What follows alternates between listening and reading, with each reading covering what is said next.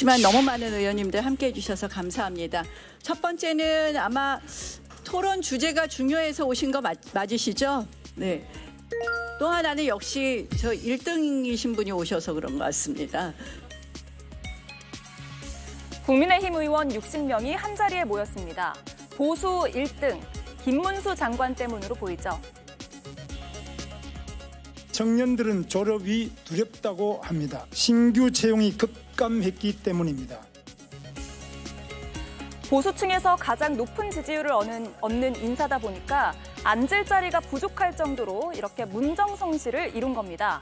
심지어 지난주 오세훈 시장의 개헌 토론회와 비교를 해봐도 더 많은 숫자가 모였고요. 아침에 헌재에서 1인 시위를 했던 장동혁 의원이나 헌재 비판 기자회견을 열었던 김기현 의원도 이렇게 밝은 표정으로 함께했습니다. 행사가 끝나고 김문수 장관은 30분가량 기자들을 만났는데요. 조기 대선과 여론조사 이야기에 마음이 무겁다라고 답하면서 극도로 조심하면서도 대선 후보로서 확장성이 좀 떨어지지 않느냐 이런 지적에는 확실하게 반박했습니다.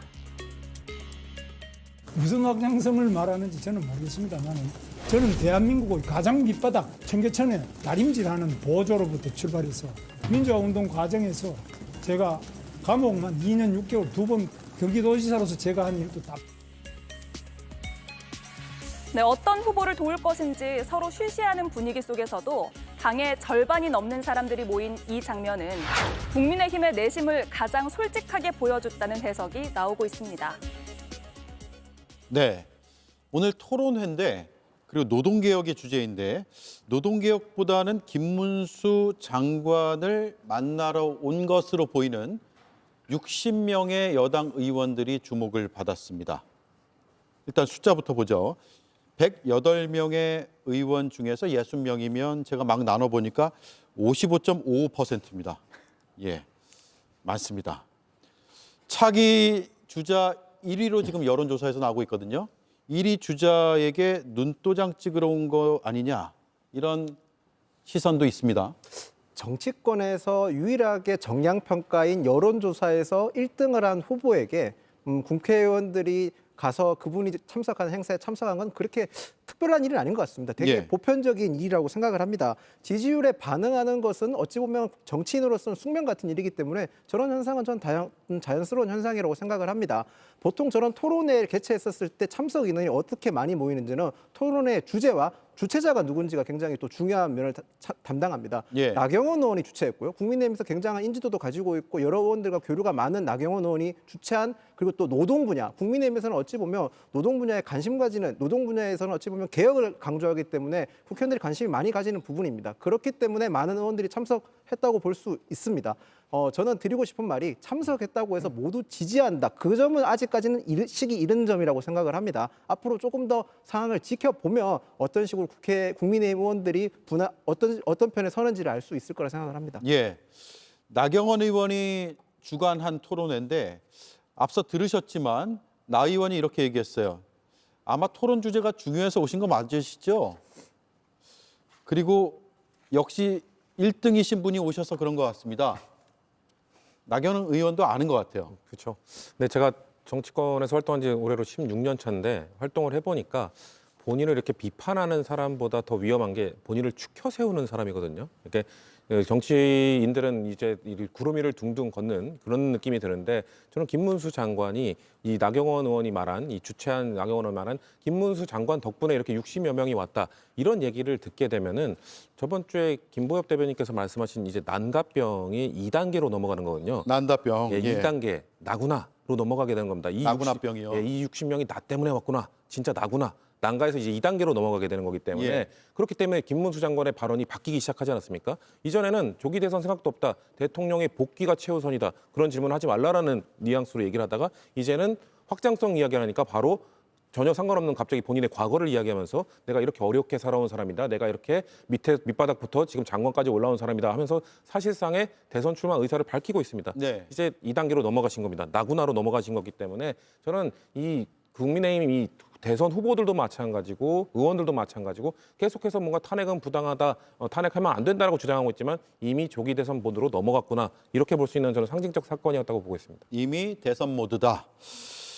김보희 의원님. 예. 뭐 제가 걱정할 건 아니지만 대통령 입장에서 서운할 것 같아요. 그러니까요. 이분들이 참 몸과 마음이 바쁠 것 같습니다. 당장 뭐라고 하냐면 계엄은 나쁜 것, 계엄은 잘못이라고 얘기를 하는데 탄핵은 반대한다고 하죠.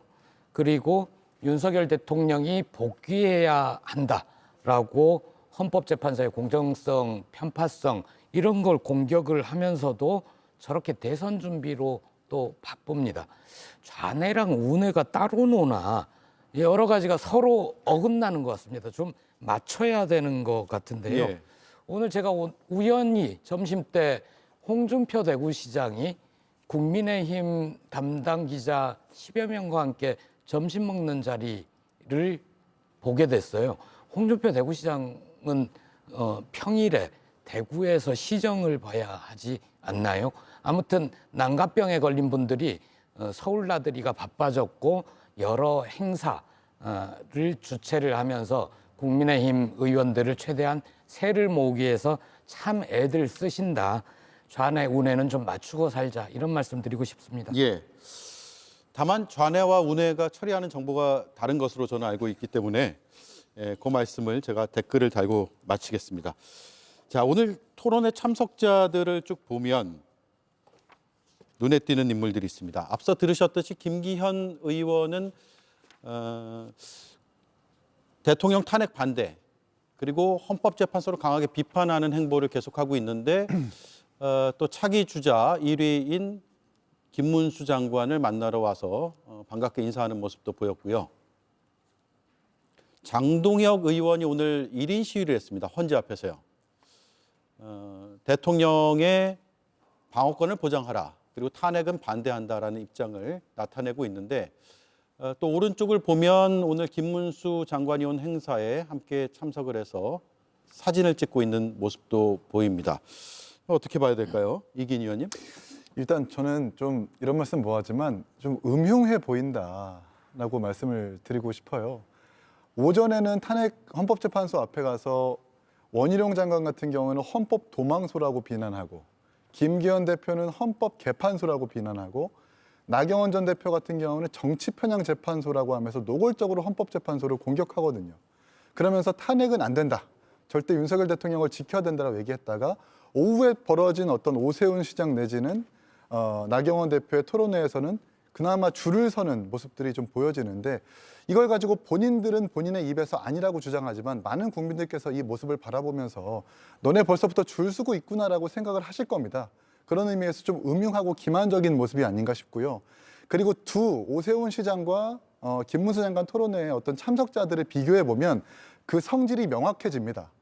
그러니까 김문수 장관이 참석했었던 토론회에서는 김기현 대표, 장동혁 의원, 유상범 의원과 같은 이른바 찐윤 출신의 의원들이 참석한 반면 오세훈 시장의 토론회에서는 이른바 탄핵을 찬성했던 김상욱 의원이라든지 아니면 안철수 의원 같은 이른바 당내 소신파들이 참석하는 모습들, 그러니까 성질이 완전히 달라지는 모습들이 보이거든요.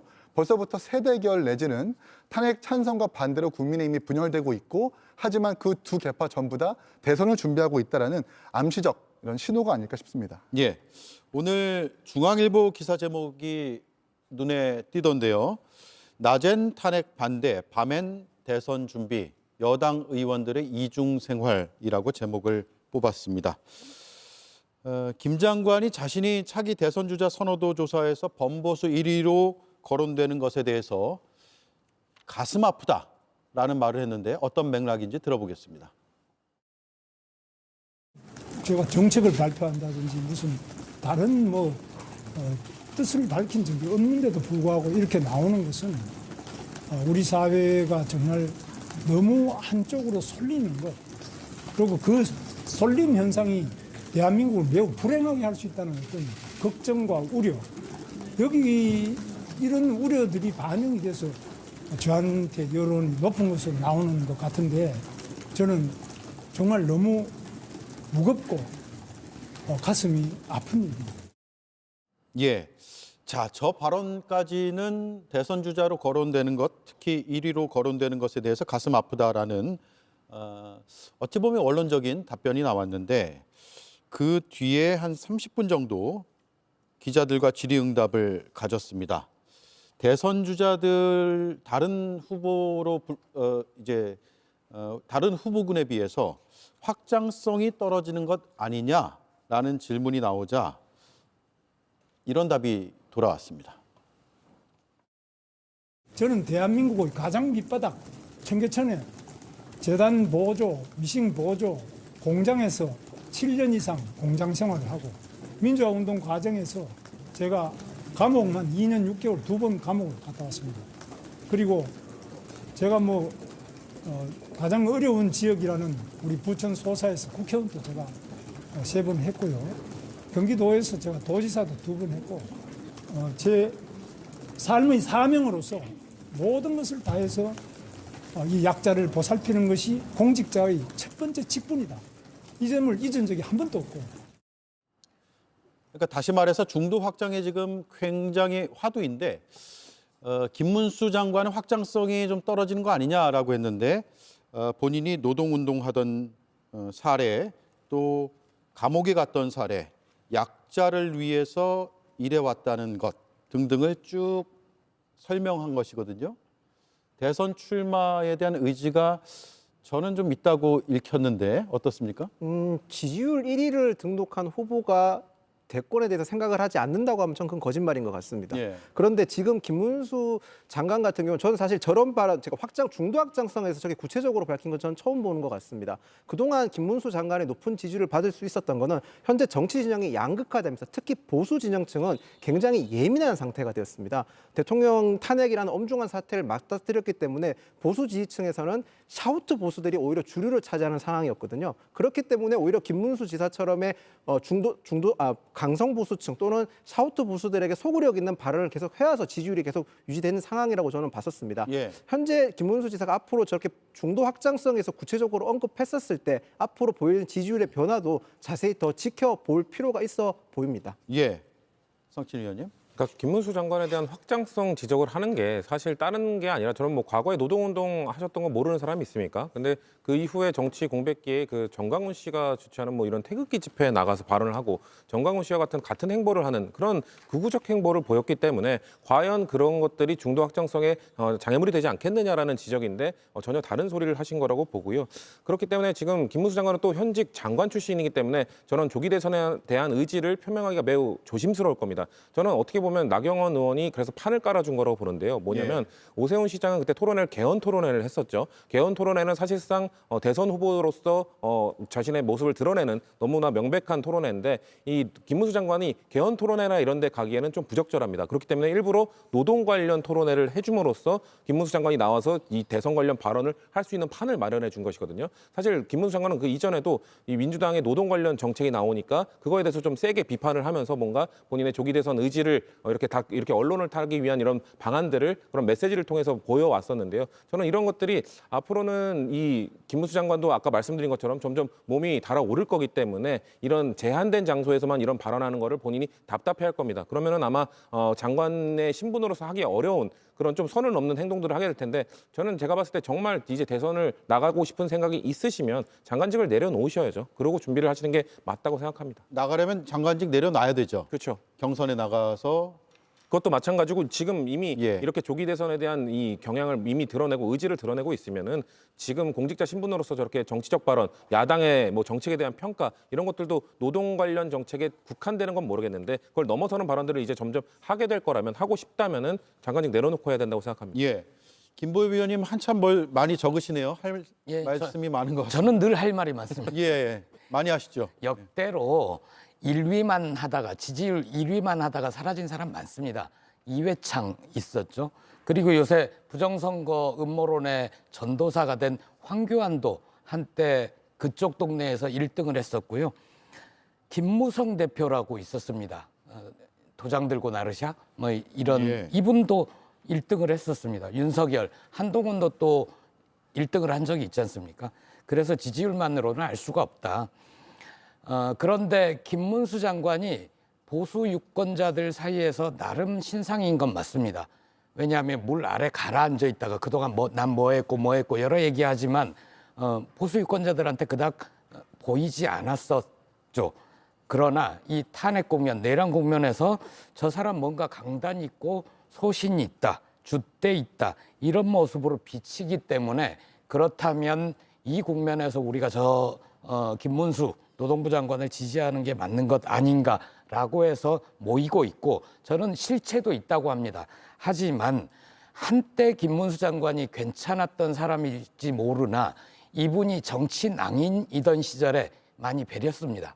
그리고 윤석열에 의해 다시 정치를 해서 새로 신상처럼 보이지만 정광훈 집회에 가서 그동안 했던 수많은 말들이 영상과 함께 쏟아져 나오면 국민들께서 유권자들께서 달리 보시기 시작할 겁니다. 그중에 대표적인 거 하나 최근에 또 털어놓지 않았습니까? 우리가 알고 있는 대표적인 독립운동가 김구 선생님을 국적이 중국이란 얘기가 있다. 이런 엉뚱한 얘기를 한단 말이에요. 이런 게 한두 개겠습니까? 이전에도 해둔 게 많아서 막상 국민의힘 후보가 되어 대선에 붙으면 실체가 드러날 거다. 저는 그렇게 봅니다. 예. 개혁신당에서 어떻게 바라봅니까?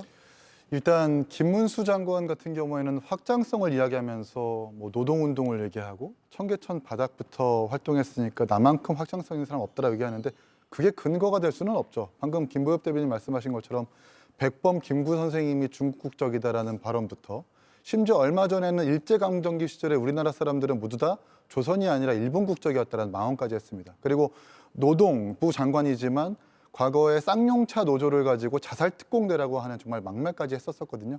그럼에도 불구하고 지금 국민의힘 지지층한테 이 사람이 보수 1위로 꼽힌다는 것은 지금 국민의힘이 얼마나 좀 우경화되어 있나라는 것을 나타내는 증표라고 생각을 하고 예. 최근에 안철수 의원 같은 경우에는 플랜 B를 준비해야 된다라고 하면서 조기 대선을 시사를 했습니다. 그리고 유승민 전 의원 같은 경우에도 박근혜 대통령을 만나가지고 화해하고 싶다라고 행보를 보이고 있습니다. 그리고 한동훈 대표 같은 경우에도 책을 출판하면서 이제 기지개를 켜는 모양새인데 이런 사람들이 지금 각광받지 않고 김문수 장관 같은 약간 막말 논란 그리고 우경화 논란, 역사관 논란으로 이렇게 주목받는 사람이 1위를 한다는 것이 얼마나 좀 비극인지 국민의힘이 우경화되어 있는지를 정확하게 나타내는 증표가 아닌가 싶습니다. 예. 자, 제가 앞서 여당 의원의 이중생활이라는 기사 제목을 소개해드렸는데 김인영 의원의 의견을 듣지 못했습니다. 실제로 이중생활이 있습니까? 어때요? 뭐 지금 이제 언론사분들, 기자분들께서 많이 정치인분들, 특히 유력 대선 주자뿐만 아니라 조금이라도 저희 당에서 영향력이 있으신 분들에 대해서 취재를 많이 한다고 들었습니다. 지금 상황에서 사실 정치인이라면 누구나 단순하게 국회의원에서 만족하거나 국회의원에 안주하는 사람들은 거의 없다고 봅니다. 그런 과정에서 취재가 들어왔을 때 구체적으로 밝히기보다는 그냥 기자분들한테 그럴 수도 있지라는 가정법을 얘기한다든지 그런 게 좀 약간 많이 확대해서 된다고 하는데 막상 또 지금 공식적으로 취재를 가면 다 부정하고 있는 상황입니다. 예. 저희 당이 지금 저기 이중생활이라는 표현이 어찌 보면 가장 적절한 표현일 수도 있다는 생각이 듭니다. 저는. 예. 그러네요. 자, 지지율 조사 다시 한번 보겠습니다. 범보수 진영 적합 후보를 조사했을 때 JTBC의 여론조사거든요. 17일에 발표됐고 김문수 전체 응답자는 18%, 국민의힘 지지층은 44%로 나타나고 있습니다. 격차가 큽니다. 또 한 분 격차가 큰 분이 있습니다. 바로 옆이네요. 유승민 12%, 그런데 국민의힘 지지층에서는 1%. 이거 어떻게 봐야 될지. 네, 그리고 리얼미터에서 조사한 이재명 민주당 대표와의 가상 양자 대결을 보죠. 31.8%로 나타났습니다. 김보엽 위원님, 예. 이 수치는 어느 정도 이어질까요? 아니면 일시적인 현상일까요? 저는 김문수 후보를 김문수 장관을 국민의힘 후보로 낼 만큼 국민의힘의 전략가가 없을까? 그런 생각이 듭니다. 예. 그런데 그에 더해서 저 정도 수치가 나오는 건 저는 저것도 이해가 안 갑니다. 왜냐하면 제가 아는 합리적인 국민의힘 인사들은 뭐라고 하냐면 윤석열은 탄핵 당할 거다. 탄핵을 2번이나 당한 정당에서 다시 한번 정권을 맡겨달라고 조기 대선에서 국민들께 후보를 내고 말씀드릴 염치가 있느냐. 예. 참 뻔뻔한 정당 아닙니까라고 국민의힘 인사가 저한테 얘기를 합니다. 저는 그런 분들이 좀 더 국민의힘에서 더 큰 목소리를 냈으면 좋겠습니다. 적어도 윤석열의 탄핵은 윤석열의 계엄 선포는 잘못이다. 내란이다. 처벌받아야 한다. 윤석열과 우리는 절연을 하겠다. 이런 선언을 한 뒤에 예. 그 위에서 합리적 보수의 집을 새로 짓겠다라는 분들이 있으면 그거는 국민들께 호소할 만한 내용이 있다고 봅니다. 그런데 윤석열의 손을 잡고 다시 또 대선에 나간다? 이거는 좀 앞뒤가 안 맞지 않습니까? 예, 앞뒤가 맞지 않는다. 자, 그리고 또 한 명의 대선 주자로 거론되는 아직 공개 활동을 안 하고 있는 한동훈 전 대표의 책이 오늘부터 예약 판매가 시작된 거죠? 네, 맞습니다. 많이 팔리고 있는지는 확인이 아직 안 되죠. 지금 교보문고에서 제가 방송 들어가기 직전에 확인했는데 교보문고 실시간 베스트 1위로 지금 기록을 하고 있습니다. 실시간 베스트요? 네, 그렇습니다. 아직 구체적으로 판매된 건 아니고 예매만 받고 있는데 현재 1등인 상황입니다. 네, 우리가 흔히 예판이라고 부르는데 예약 판매가 시작됐는데 실시간 베스트 1위다라는 게 김윤영 의원이 확인한 내용이군요. 어떤 내용이 들어있습니까? 제가 저는 직접 본 게 아닌데 먼저 읽으신 분의 평가를 들어보니까요. 한번 펼쳐보면 멈출 수 없이 끝까지 다 볼 수 있을 만큼의 구성이 되어 있다는 평가를 하시더라고요. 한번 펼치면 네.